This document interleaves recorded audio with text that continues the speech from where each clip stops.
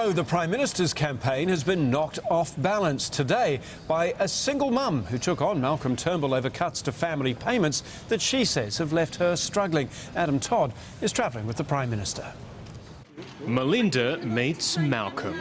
I know everything you're saying, I listen, but I don't know whether you're listening back to us. The single mother from Melbourne confronted the Prime Minister over cuts to family tax benefits and education. I sit and I listen to mums talking and we're all struggling. We're spending more on school education than we ever have in the history of the country. And it is After a stage-managed tour inside a defence supplies business, this encounter was less controlled. I want your boys to have the chance to do whatever they want. I just need you to hear the mums at the coffee shop and at the school gate. Okay. Okay? Well, so thank you for your time. And I don't want charity. I want to be able to afford to look after my kids, that's all. After that incident, the Prime Minister was spotted walking into an elite Melbourne club.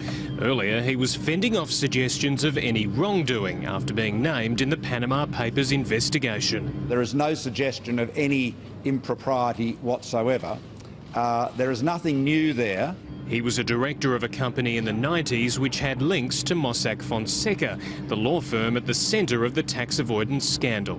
And there's very serious matters for Mr Turnbull to answer, and I think it is incumbent upon him to do so fully. The PM sure could use a refreshing ale, but he resisted temptation as he toured a brewery on the Mornington Peninsula. I do drink beer, I do, that's right, and I prefer a lager. The Prime Minister is treating the first week of this campaign as a bit like a pub crawl, dashing from city to city, Brisbane, Sydney, Melbourne, Adelaide, giving voters a taste and then moving on, hoping he doesn't leave a bitter taste in their mouths. Adam Todd, 10 Eyewitness News. Well, seeing Malcolm Turnbull squirm was a bit of a gift for Bill Shorten on his 49th birthday, but the day wasn't all smooth sailing for the opposition leader either. Catalina Flores reports tonight from Rockhampton.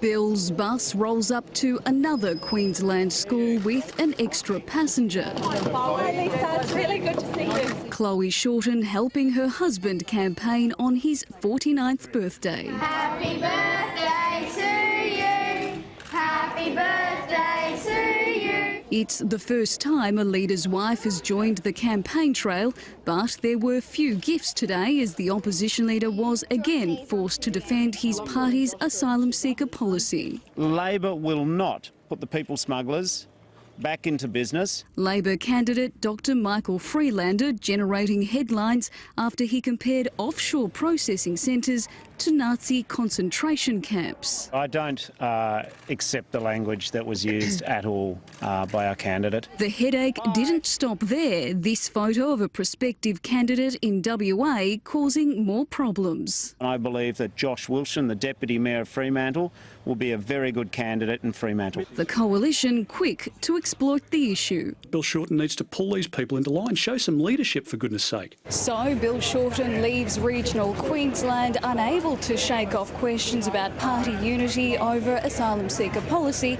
but it won't be the last time he's here. Despite the distractions from the schoolyard to the cattle yard and on the street, the Alternative PM had his cake and ate it too. My president's standing right next to me. All right, that sounds like a happy note to finish on. He'll be hoping to have something else to celebrate in July. Catalina Flores, 10 Eyewitness News. A man who faced